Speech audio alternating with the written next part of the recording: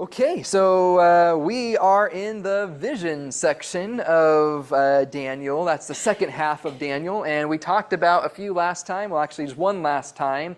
What did we see in that great vision of chapter 7 of Daniel? Lots of things, yes. But what was the most important one? Byron even mentioned in his lesson this morning. Who do we see in Daniel chapter 7 of utmost importance to us? The Son of Man. You're thinking, oh, a man? Well, one like a Son of Man. One like a Son of Man that just happens to be the same phrase that Jesus uses over and over and over again throughout the New Testament. We see him approaching the Ancient of Days, and he is given dominion and authority over all kingdoms. That's the theme of Daniel, and we know that already. And so we need to remind ourselves of that as we go into chapter 8, because Daniel already has it in his mind. He already understands that, but we're going to build on top of it. So we're going to get into, again, this might not mean anything to you right now, chapter 8, that ram and the goat, 70 weeks in chapter 9, and then 10 through 11 and 12 will be that heavenly messenger. Last time we talked about this four kingdoms vision in the time of Belshazzar, right, which would be under the Babylonian Empire still.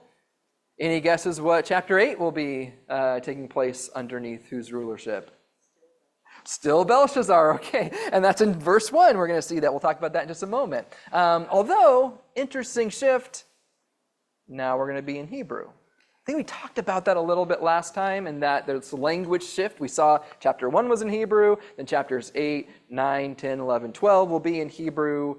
Why? Well, different people speak different languages. Now, Daniel would have been familiar with Aramaic and Hebrew alike. But likely the kingdoms of the world, they're going to speak the common language, which is Aramaic. And so then who are we going to be focusing in on a little bit more clearly for the rest of our time in Daniel? What's going to happen to God's people? What's going to happen to Israel?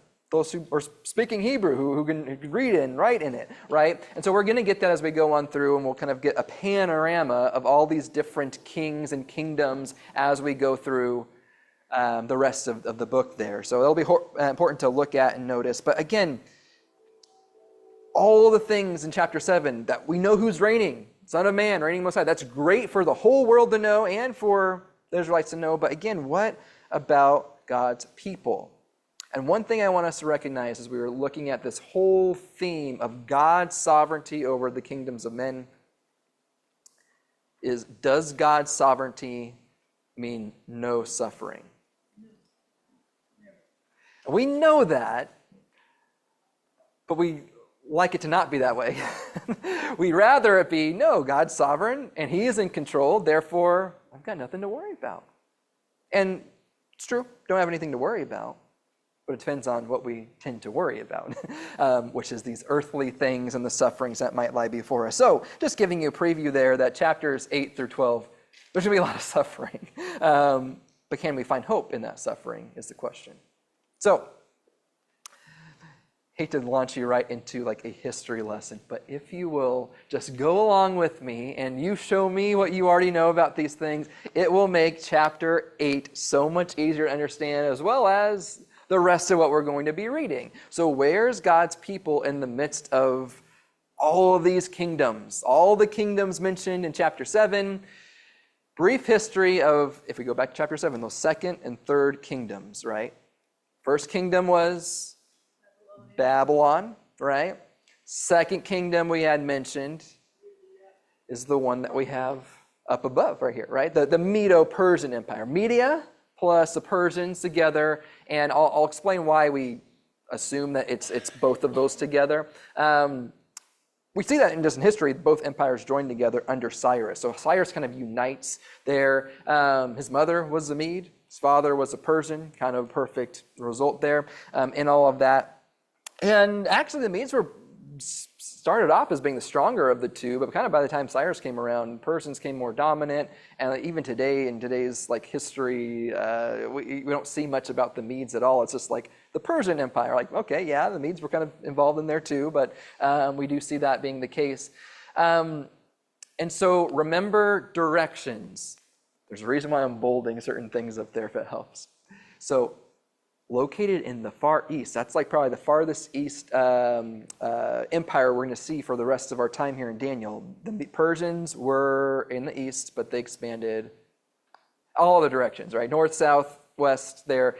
But after Cyrus dies, which again, we don't really see that in Daniel, that will end up happening, the empire slowly begins to decline.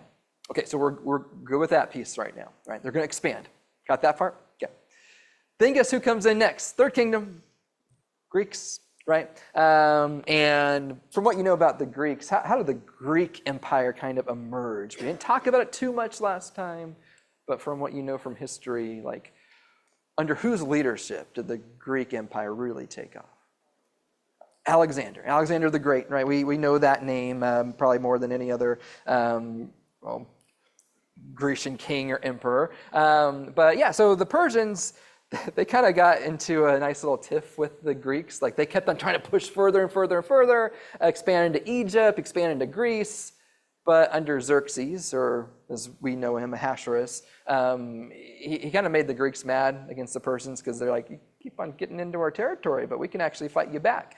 Eventually, when we get there with Alexander the Great, when he comes to power, though, Persians were high on their list of like who we're going to take over, and so they do, right? And if you know anything about Alexander the Great, it's that he had a great reign, that's the name, but also a very short one, right? Like he died at 32 years old, from what we have recorded in history. But he conquered more land with more speed than anyone else in recorded history. Remember that? That would be helpful. I'll do one more, and then I'll see if there's any questions real quick. But also what we know from this, of course, is Alexander was so great that no one could match his standards, right? There was no successors. Well, it was really divided into 4 basic parts under Alexander's 4 generals. And then what about the people of God?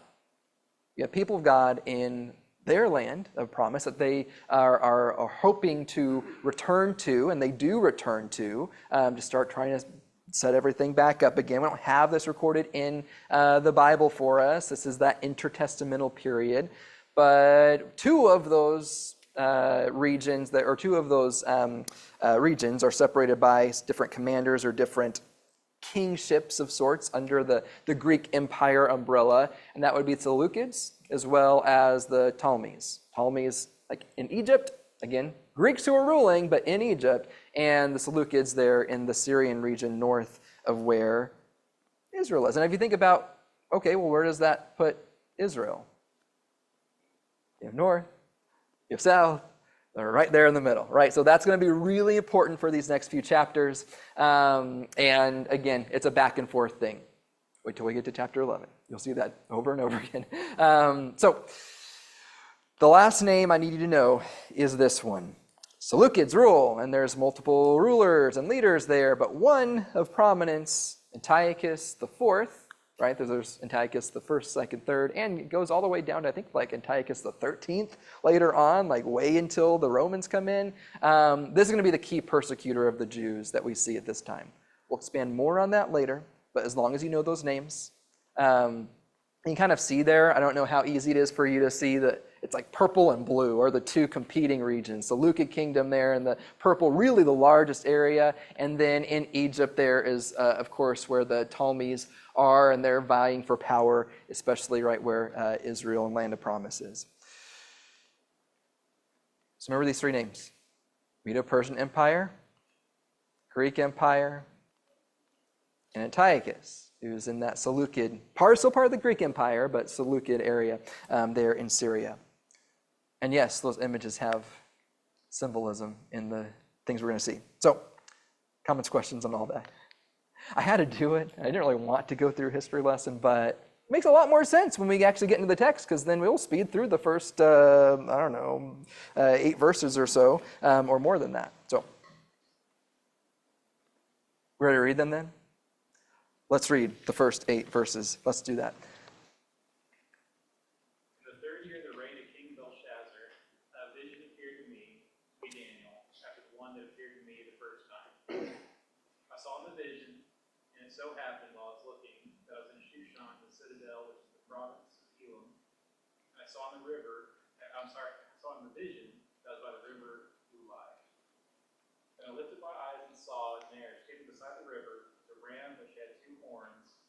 two horns were high, but one was higher than the other, and the higher one came up last.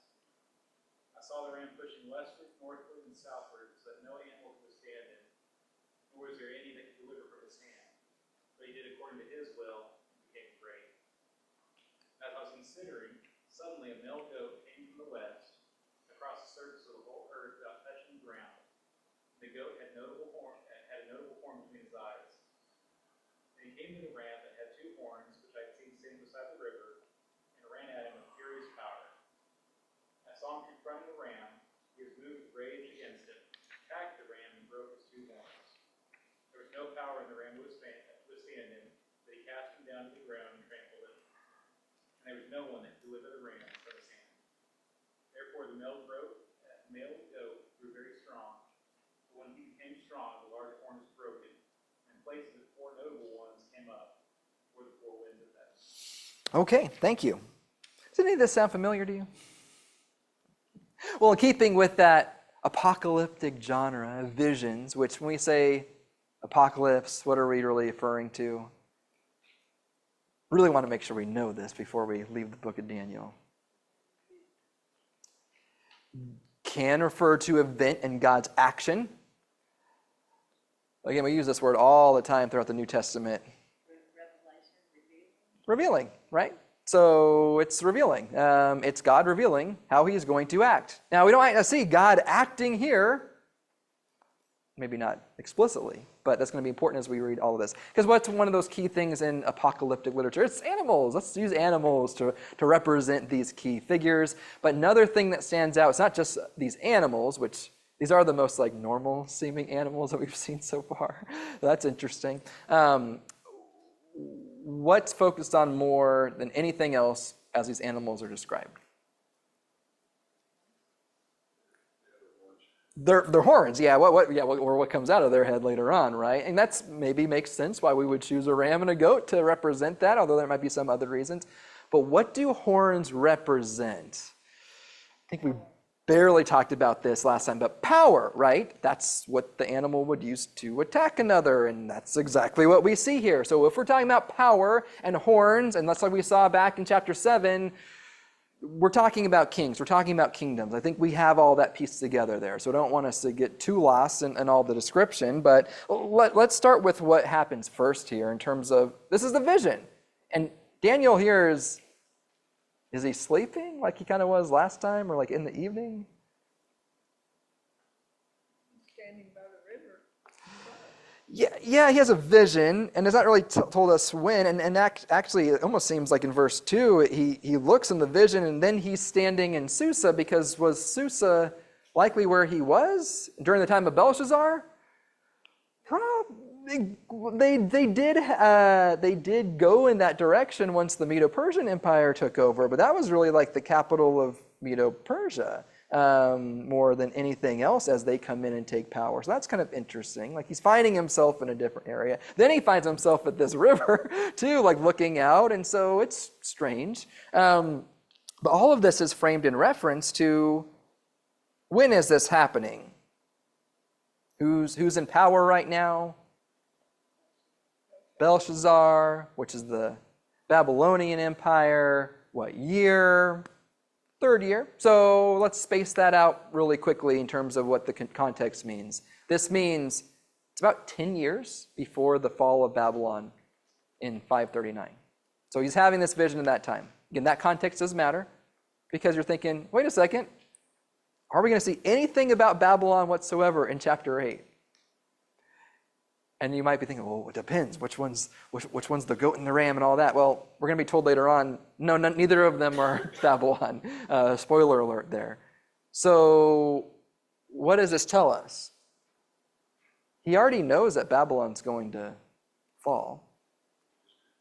And it's going to be, it is history, and it's going to seem as if, like, really their good is destroyed. We still got 10 more years, but they might as well be gone at this point, because Daniel knows that God is going to, see all this through. We're looking ahead to those second and third kingdoms. And so we already talked about this focus on Hebrew, so it's not so much that we're worried about who's going to take over, but what does this have to do with God's people? And we haven't read that yet. So that's why I want to get to that part and spend more time. I will just make a note there that we're going to see, starting there in verse 9, this reference to the beautiful land. That's kind of an odd reference. We'll see that multiple times throughout Daniel. If it's in Hebrew, written to Israelites, what would they consider the beautiful land? The land that God promised them and gave them and that they're hoping to return to, right? So that does help put things in context just a little bit. But as we get this vision here, notice what is said in the very beginning, that first verse there. Which number vision is this? Now for us, we're reading, it's the second one that Daniel has. Is it really? Is it in that same order? What he says in verse 1, right? Subsequent to the one which appeared to me previously. And I don't think we have any reason to think that it's not chapter 7. So then what does this tell us? What was chapter 7 all about? And if this is coming after the fact, we're building off of the same idea that we saw in chapter 7, right? It's taking place during Belshazzar's reign. It's dependent on chapter 7. So even though we don't see the Son of Man coming on the clouds, that's where our mind should be, right? As we're thinking about, that's where Daniel's mind would have been as he's seeing this vision. That doesn't mean it's going to be any less terrifying for him, but he still is having to sort through all that, understanding what we saw in chapter 7.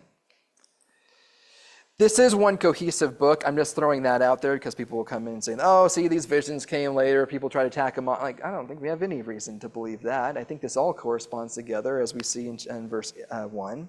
And we talked about this vision taking place in Susa, which again, that's going to be a great city of the Persian Empire. I think we're really putting that into the context of what we have going on here. Okay, so let's talk about that first creature. Help me sort this out really quickly. Which creature comes first? How is its power portrayed? Ram with two horns. Is that odd at all? I mean, you expect to see that, right? If it had like 3 horns or something, that's getting a little interesting. Maybe it's a deformity or something. But no, it's a ram with 3 horns, or 2 horns. I almost said 3. And that's all good, right? Pretty normal picture. Except, okay, maybe there is something going on here. One is larger than the other. Does that sound familiar at all compared to other pictures we've seen?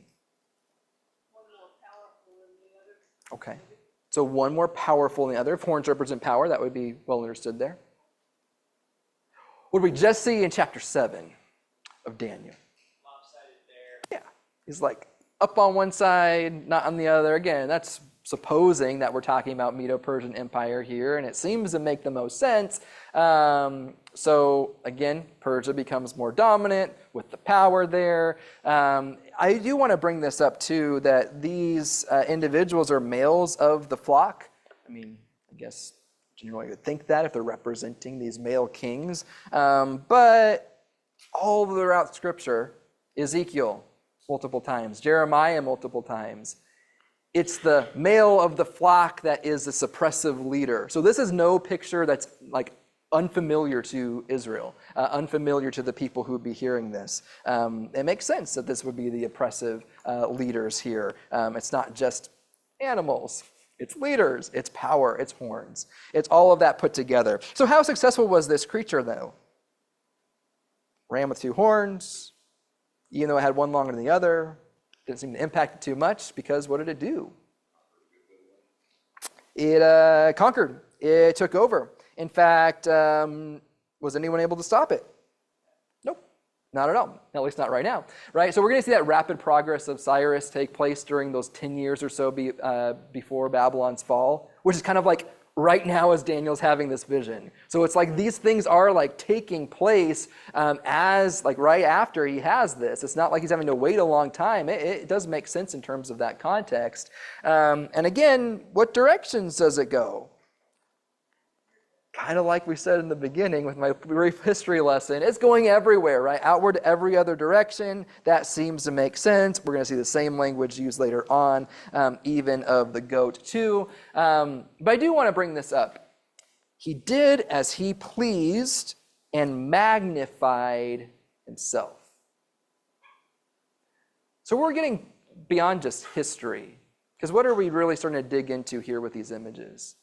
Not just, this is a fact in the history book, but what are we focusing in on here as we see that there in verse 4?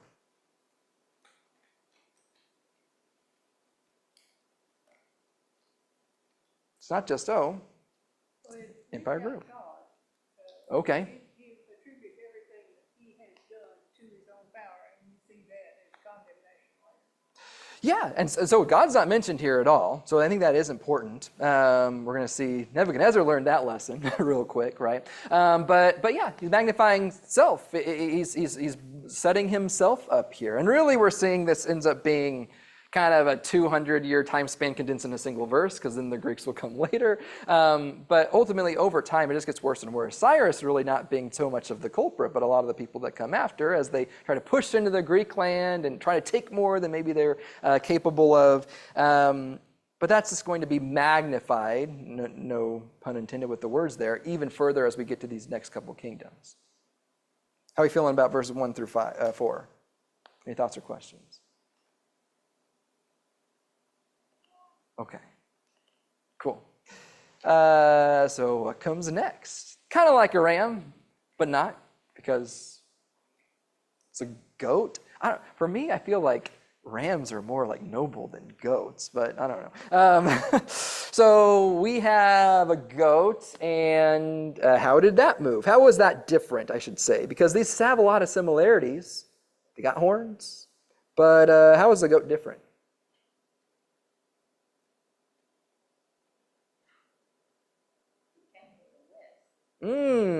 Direction is important here. So yeah, we're gonna have all the directions kind of covered here, but yeah, from the west, what's in the west? Again, we don't have to spend too much time figuring this out, because we're gonna get later in Daniel 8 and it's gonna say, the goat is Greece. Like, that's gonna tell us straight up. So we don't have to worry too much about that, but it makes sense that this is representative of a civilization much further west than Medo-Persia. I mean, this is like as west can get, right? As far as they're concerned. But notice what it says there too. How is it moving? It's not even touching the ground. It's kind of weird. Is it flying? No resistance. Oh, I like that too, right? There's no friction between your feet in the ground, so you're just either not without having to touch at all, but almost sliding across. Or maybe it's like moving so fast you can't even see its legs moving, right? It's that picture of rapid speed. What was Greece representative as in chapter 7? Leopard, pretty fast-moving beast there, and it had wings too, right? So it actually may have been flying.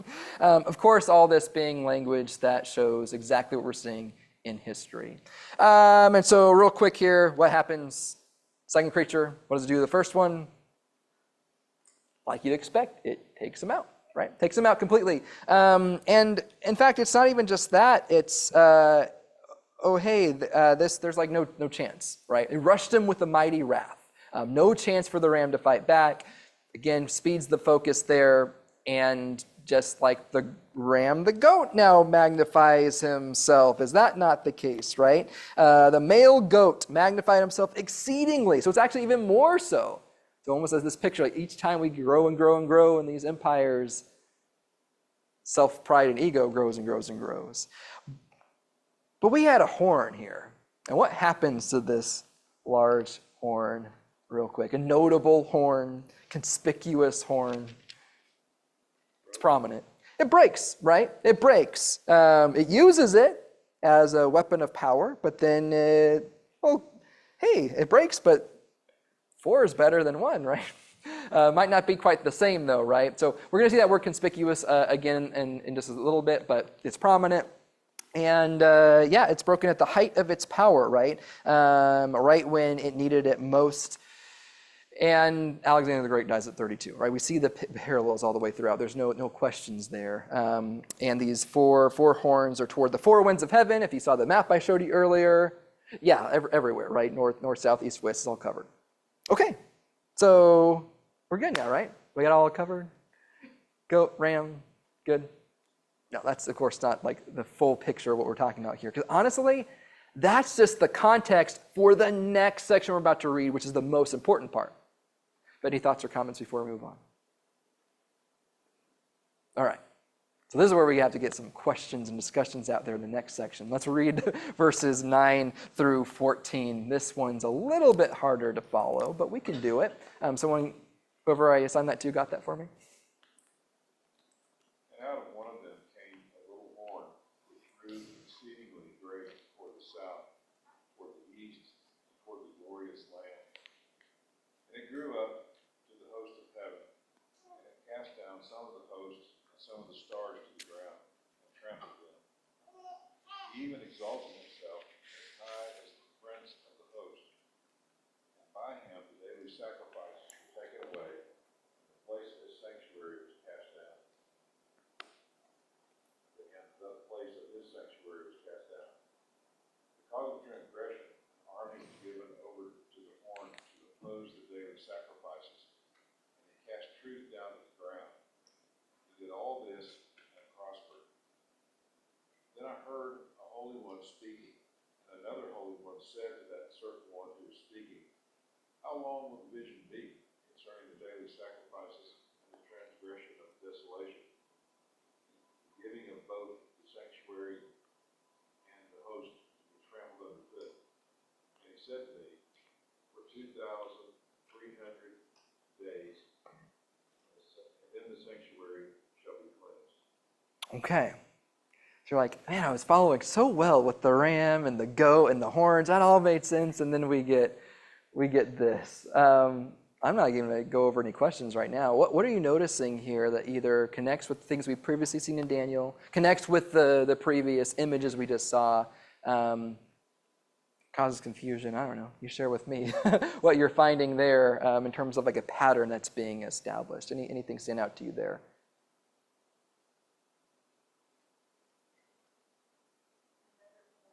Another horn, and horn equals power, or therefore kings or kingdoms. So we have all of that. Okay, so there's going to be another king that arises. We're told that later on in the interpretation. Remember, we're still in the vision part. We're getting the interpretation in the second half of the chapter. Okay. What about this horn? And that's the difference, right? This is ultimately the crux of this whole vision. It's not so much, oh yeah, the Medo-Persian Empire, Grecian Empire. It's what about God's people? And we didn't see that with the other previous ones. And that's not to say that, Alexander the Great or the Medo-Persians couldn't have caused problems with God's people. In fact, we do. Read Ezra and Nehemiah. We see there's conflict there, but not the same magnitude. So that's interesting. Anything else standing out to you? Because it's not just the people themselves. It's preventing them from serving God, or it's even an all-out assault on God himself. So we do have a picture of God here, but it's almost as if, hey, this little horn is going after God. Yeah. I get the sense that this battle, and I'm sure they all are the sense, but this battle is transcending just man to man. This seems to be having to do with spiritual powers and forces that are coming against each other. Yes. And any key words that make you think that a little bit more? Host and, Okay. and prince, later prince will much more clearly be an angel or Yeah, Daniel chapter 10, once we get to that point, we'll see that language used there too. So yeah, again, this is the vision side of things. We're going to get to the more like interpretive, like earthly side of things. That doesn't mean the vision's not also true. Obviously, hyperbolic language, images, all of that stuff, but things that we do need to consider. There's a spiritual dimension to this, right? So we got a little horn that grows big, so it's like a little big horn. Just no General Custer there, right? I don't know, only a couple people got that. So it grows to be big, right? But that greatness, again, is it's its own greatness? Is it because it is like Alexander the Great and conquers all these things? Well, we're not told that. It's not going against any other group of people and conquering all these lands. It's just trying to go against God's people. And it seems to be pretty effective. But again, is this greatness kind of manufactured? But then the others, is there pride involved here? Certainly seems like it. Here's the glorious land, the beautiful land, points to that land of God's promise. And we see that phrase used other places like Jeremiah and Ezekiel as well. But this is the most important part of this vision, because focus on Little Horn's treatment of God's people, the land, and God himself. And as we see all of this, I'll bring this up, because what helps is we don't see anything else about this in the Old Testament. We have to look to intertestamental texts and things like that, which is one of the reasons why I'm putting this 2nd Maccabees text up there. Again, not inspired scripture, but helpful nonetheless as we read through that history. But yeah, as we look at hosts of heaven, that's host is referring to a number, a large army, military forces. We see that it's grouped with the stars, because the hosts of heaven, angels, are again paired with stars all the way throughout Scripture. Foreign nations worshipped those stars, suns, and moon. They're told not to. Israelites are told not to do that in Deuteronomy chapter 17. Or is it again kind of referring to some of these powers, these spiritual powers behind other rulers? We don't know, but what we do know is that, have we seen other rulers reach for the stars, to use that language there? To reach up high. Remember, it reaches out east and south and even toward the beautiful land, but it also reaches up the skies. What is this saying? Have we seen this before in Daniel? A man propping something up. Oh, that is true. We do see that. Say that again, Jeremy. Yeah, like the big statue. Nebuchadnezzar puts it up, right? It's like in the context of Babylon, in the Neo-Babylonian Empire, I'm going to raise something up to touch the skies to show my magnificence, just like we saw in the Tower of Babel back in Genesis, right? It's no different here. Here is someone whose pride is trying to make themselves to be what? I mean, it says it there in verse 11. What was he trying to be equal to? The commander of this host, this heavenly host, right? Who's that? And that's a question that we need to consider. One, that word host or commander is the same word as prince. We're going to see that later on too. So is it God himself? I think ultimately yes, whether you want to look at that as a representative of him or not. He's trying to make himself out to be God. Ultimately, that's what we see, right? And it's kind of interesting that as we talk about this individual, who likely is, if you remember the name I gave you in the very beginning, Antiochus IV, 2nd Maccabees writes about Antiochus IV and his persecution on God's people, and listen to the language that they use. The man was thought a little before he could reach to the stars of heaven, not just to be himself subject to God, but that immortal man should not equal himself to God, right? That's the picture, right? He's making himself out to be that way. It seems to fit exactly with the biblical text. I think we kind of talked about this too. But notice as we read through and look at verse 11, it's not just that he's trying to make himself equal to the commander of the host.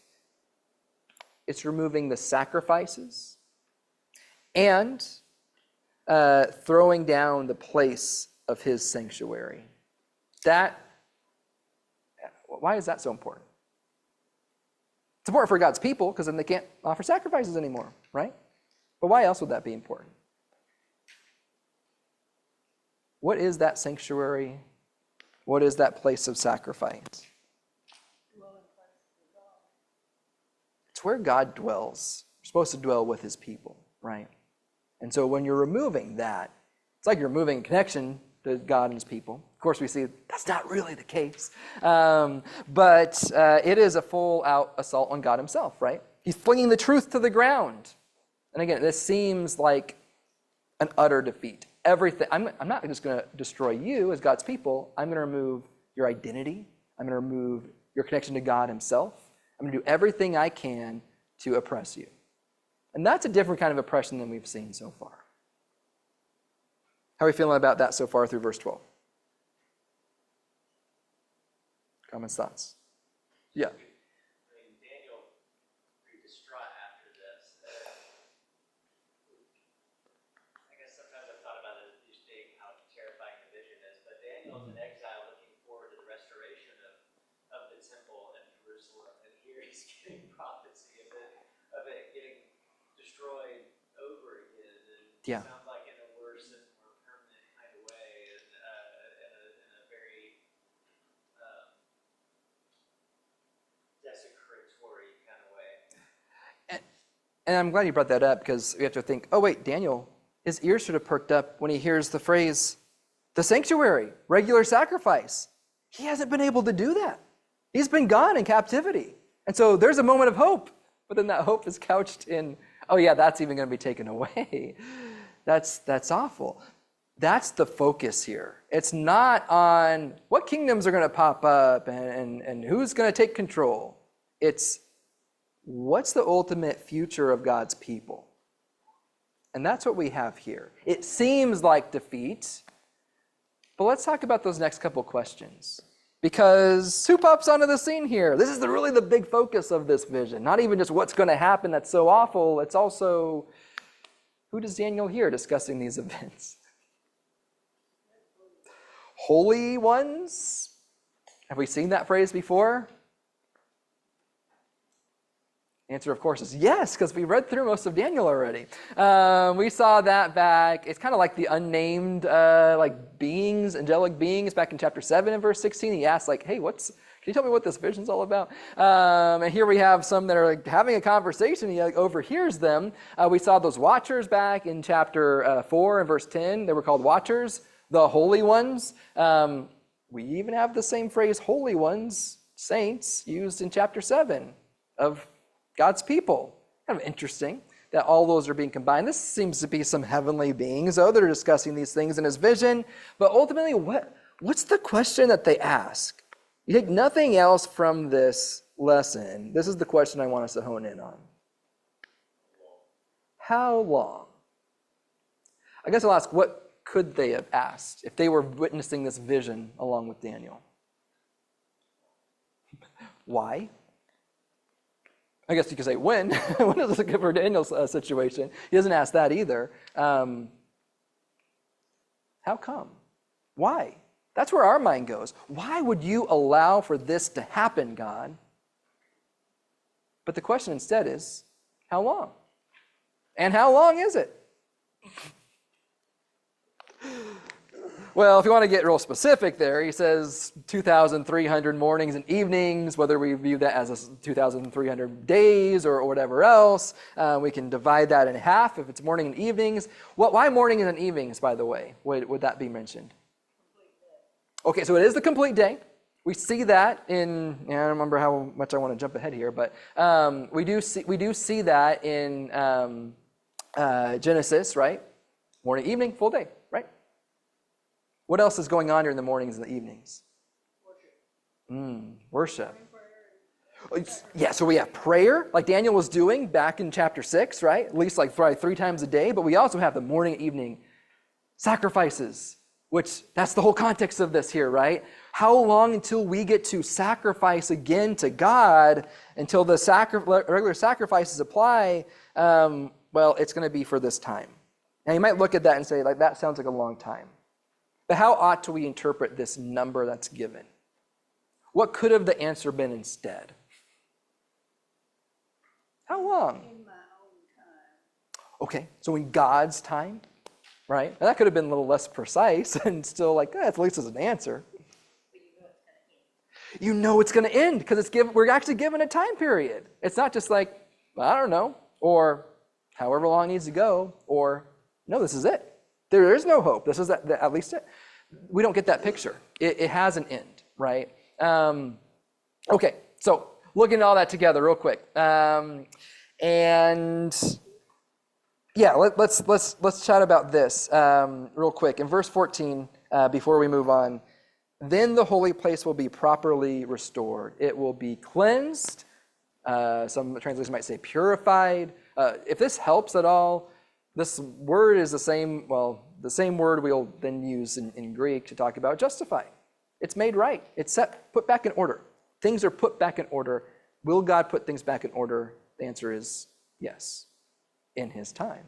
So who's sent to Daniel? Well, we got to read that section first. So let's go ahead and read verses 15 through, what did I say, 19 22. Go for it. Then it happened when I, Daniel, had seen the vision and was seeking the meaning, suddenly there stood before me one having the appearance of a man. And I heard a man's voice between the banks of the Ulai, who called and said, Gabriel, make this man understand the vision. So he came near where I stood, and when he came, I was afraid and fell on my face. But he said to me, understand, Son of Man, that the vision refers to the time of the end. Now as he was speaking with me, I was in the deep sleep with my face to the ground, but he touched me and stood me upright. And he said, look, I am making known to you what shall happen in the latter time of the indignation, for at the appointed time the end shall be. The ram which you saw, having the two horns, they are the kings of Media and Persia, and the male goat is the kingdom of Greece. The large horn that is between its eyes is the first king. As for the broken horn and the four that stood up in its place, 4 kingdoms shall rise out of that nation, but not with its power. Okay. So there's our answer, right? To really keep it nice and simple, verse 20, ram equals kings of Media and Persia. Not just the kingdom, but also the kings themselves. That's interesting. And then verse 21, again, this shaggy goat represents the kingdom of Greece. So we have answers here. It doesn't call out Alexander the Great by name, but calling it the first king, being that horn that's going to break, makes a lot of sense here. And the 4 kingdoms that then get divided. So again, a lot of things are answered. We're thankful for that. But again, who's sent to tell Daniel these answers? Gabriel. Now that's interesting. How is that different from what we've seen before? We had holy ones. We had watchers. We had these other messengers. Named, right? And that's, of course, significant to us if we read the New Testament, because where else does Gabriel come up? You know this one. Yeah, the birth of Jesus, right? So one, again, it's kind of funny that Gabriel, remember this in a second, just really means like man of God. Like that's not really a very descriptive name there. But Gabriel and Michael are the only angels provided with names in the Old Testament. And Michael we're going to hear of also in Daniel, here in a little bit too, in a couple of chapters. But then, of course, as we get into the New Testament, Luke chapter 1, we get Gabriel bring good news, the announcement to Mary at the birth of Jesus. But notice too, Gabriel's not in control. He's not the main force here behind it. He's just delivering, well, the message, just like he did to Mary regarding the birth of Jesus, right? He's still commanded by some other voice here. As we hear this voice of a man calling out, says, Gabriel, give this man an understanding of the vision. And so that happens. But what is the reaction, though, that Daniel has?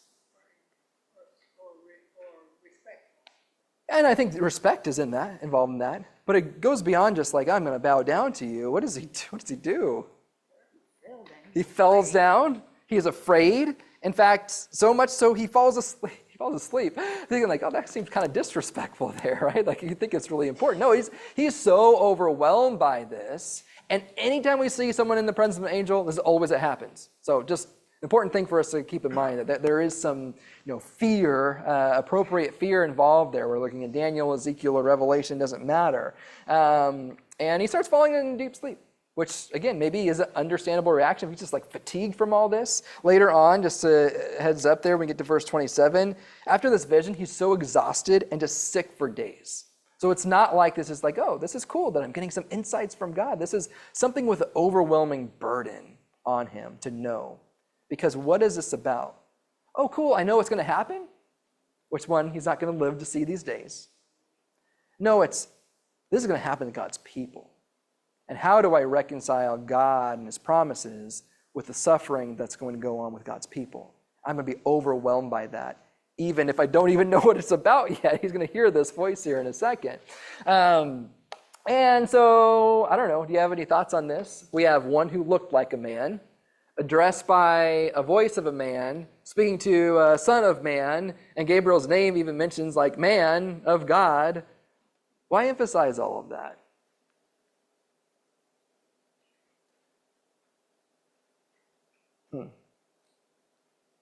Because son of man here is not quite the same son of man we saw in the previous chapter, although it is using some of the same language. Who's the son of man here? In verse 17. This is where I guess it gets confusing because we're going to sort all these people. Yeah, it was Daniel. Yeah, it was just Daniel, right? He is the son of man, just like in Ezekiel. Son of man, human, I'm speaking to you, right? This puts things into perspective he gets to know, but he doesn't fully get to understand maybe why this is happening. But I think we're going to get a picture of why as we keep on going through these chapters. So, yeah. Notice, I think we'll skip over this because we kind of talked about that already. We talked about proper perspective, how long, that's the answer here. Notice what is talked about there in verse 12 really quick. Well, the transgressions that get talked about. We had transgression talked about in verse 12. We saw this final period of the indignation in verse 19. We're going to see later on this latter period of their rule. There's this focus on like the end of things, but these things are happening because of transgression, not for just like no reason at all, right? So I want you to see that pattern as we go on through, because we will have to probably speed through this next section. But I guess the question is, who are these transgressors, and what do they end up doing is the question. I want you to think about that as we read this final section, and then we'll kind of come back to answer any other questions. So can we go ahead and read verses 23 in the chapter, and then look for that phrase transgression as well. And in the latter time of their kingdom, when the transgressors have reached their fullness, the king shall arise, having fierce features, who understands sinister schemes. His power shall be mighty, but not by his own power. He shall destroy fearfully, and shall prosper and thrive. He shall destroy the mighty, and also the holy people.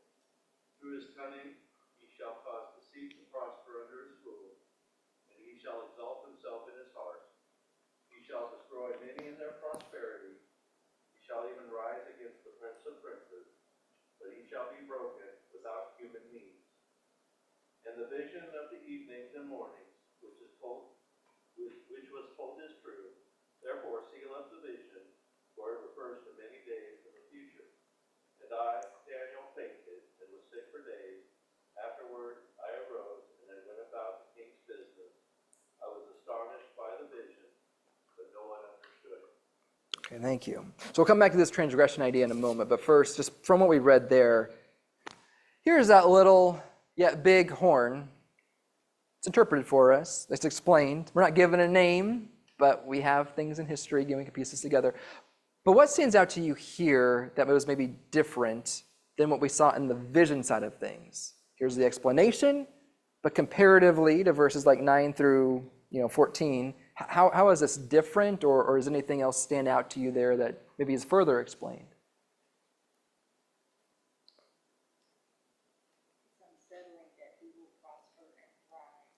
Okay.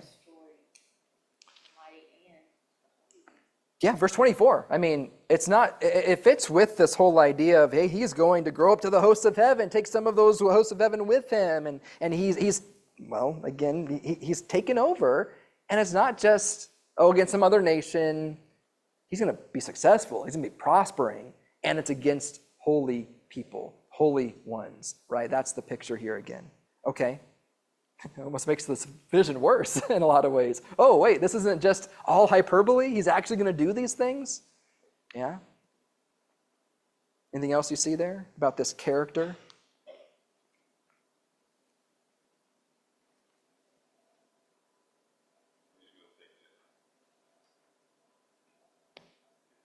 His glory, because he's so great. Yes. Magnify himself in his heart. Oh, wait, we saw Persian Empire do that. We saw the Grecian Empire do that. And now it's getting even worse with this individual. So I think it makes sense. Notice, though, the destruction of this individual. Let's talk about that hope at the end. Why can Daniel both be terrified of this, but also be left with a sense of hope that spurs him on to fulfilling the commandments and living righteously for God after this? What do we see here? This person will be broken without human hand. Without human hand, without human agency. What does that then imply? God is going to be in charge. So there's some kind of, again, divine understanding that this is going to take place, divine control that's going on behind it. So even the fiercest oppressor of God's people, he's going to oppose the Prince of Princes, whether we're talking about the spiritual commander side of things, where they're talking about the high priest, which that phrase is used of as well, or we're talking about just God himself. I mean, ultimately, it's the same thing, right, and his representatives. Despite that fact, he will be broken without human agency. So with all these pieces, I'm going to skip over several things here because I think we get this. Although I will ask real quickly, this is going to happen. In fact, verse 26 tells us, this vision of evenings and mornings has been told is true. It's going to happen. It's going to pertain to many days in the future. We also have this phrase earlier on that Gabriel says in verse 17. He says, "Son of man, understand that the vision pertains to the time of the end." Let's talk about that phrase real quick. When is that time of the end? When is this time of many days, as Daniel is told? When is this thing going to happen? That phrase make you uncomfortable? I don't know. Because a lot of people will take that and say like, oh, well, it is the end of time or end times or whatever else you want to call it. This is a picture of the Antichrist and all sorts of things like that. I mean, You just given a description of time. verse 23, in latter period of their rule. I think it's helpful when we look at this, like anytime we have this prophetic use of like the end, it usually references some specific end to the present condition, whether we're talking about historical period, political period, suffering of God's people. What is the real focus here in this whole chapter? And I need us to like filter through because it's easy to get caught up with all these different images and everything else going on. What is Daniel really wanting to know about this time of the end? What is the present condition that he's been faced with that he wants to see the end of? It's captivity, but let's even expand it beyond that, because why do they want to get out of captivity? To go back to their land, and then build the temple, and have God dwelling among his people. When will that time, this time right here, come to an end? And that's so important as we think about that. Again, we see this in New Testament language too, in terms of like when God is going to intervene in his judgment, allow for all these things to take place. Daniel wants to go back and do what God has asked him to do. And that's ultimately what we're looking at here. When is this present condition going to end? Well, one, is there an end? We are told 2,300 evenings and mornings, there is an end to this. It might not be in our time, but it's certainly in God's time. His focus isn't on who's in power, who's in control. Are we going to have a kingdom too in Israel? That's never been his focus. His focus is on when are you going to restore, vindicate, rectify the holy place? And the reason I bring that up is because we go into chapter 9.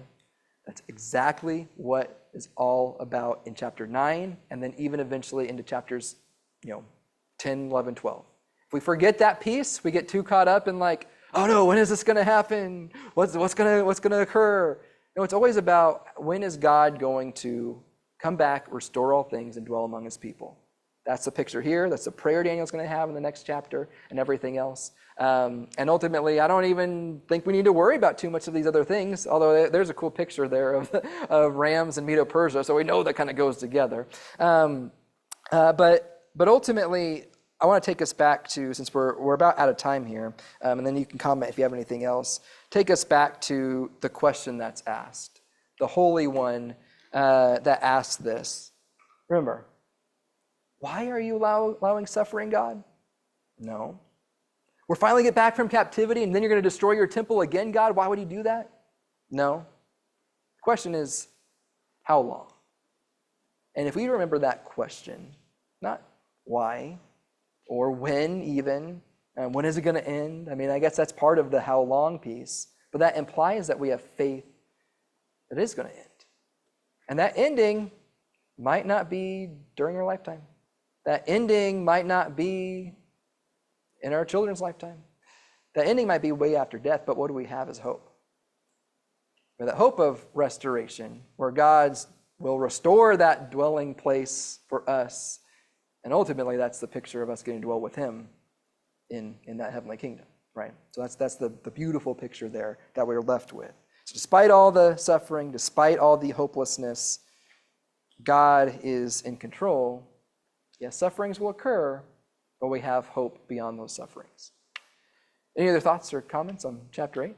Yeah. Found the phrase in verse 23 interesting. It says, when the transgressions have reached their fullness. Yes. That seems to always be the case with the Lord. He waits until there's a time when really there's just no one really serving him. And that's when he acts. Yeah. Yeah. 8 people in Genesis 6. Yeah. Mm-hmm. Mm-hmm. Yeah. Very few people at the end of Israel. Mm-hmm. Very few people at the end of Judah. Yeah. Very few people here serving the Lord. Yeah. That's when he acts. Yeah. And that destruction, all this destruction comes because of sin, not just because God likes the Lord. Yes. Yes. Yeah. We're seeing kingdoms rise and fall, but he says because of transgression, again, whether that's Greeks' transgressions or Israel's transgressions, I would honestly say it's probably both because it's transgression against what God has wanted. That's when he comes and restores. And I think that's certainly the case here, but all the more reason to persevere, to be that remnant, to be that few, that faithful. Because I guess just one last thing to bring us into context here. Who is Daniel even writing to? I know we say Israel, but ultimately, who is he writing to? So those in captivity may not, but they likely probably aren't even going to fully get all this message, right? Because, I mean, he's here, and he's maybe outlived a lot of those people who are in captivity. It's for those who come after in that second temple period, who are anxiously awaiting, just like Daniel is, when that temple will be restored. It's those going through this persecution by Antiochus. It's ultimately even us too, as we see God's character revealed in all of this. Now, these things have long happened. I don't think there's any reason for us to project this way off into the future like some might do. But nevertheless, the nature of it is still the same.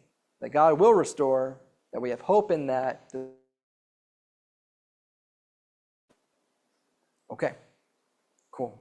We got chapter 9 in 2 weeks, I think. Oh, maybe it's 3. It's 3 because we got an extra Sunday. So I want to read ahead on that one. Just come prepared. And I'm not going to be teaching at Austin will. So thank you very much. It will be a great class.